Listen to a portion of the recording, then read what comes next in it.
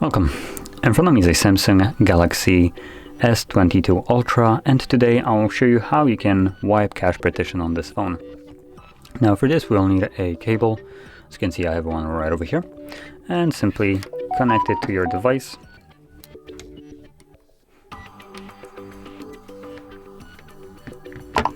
From here, once it's connected, we will want to power off our device.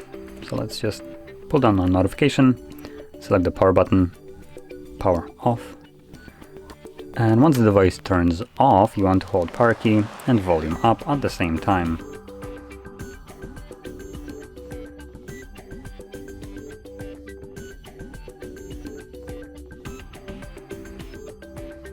Now, if you don't see anything on the screen in like first 5 seconds, you can let go of the keys, start holding them again.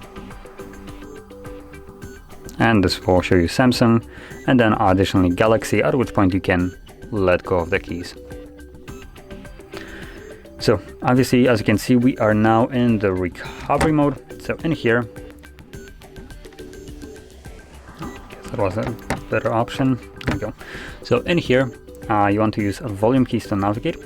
So let's scroll down using volume keys and have wipe cache partition selected. Once it's selected, press power key, confirm it.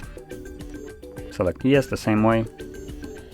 And there we go. At the bottom you will see cache wipe complete, at which point also reboot system now will be selected by default again. So let's press power key again to initiate that reboot, which will take us back to Android. And furthermore, we can also unplug the cable because it's not needed anymore.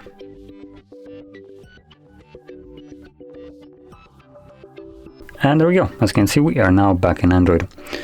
So if you found this very helpful, don't forget to hit like, subscribe, and thanks for watching.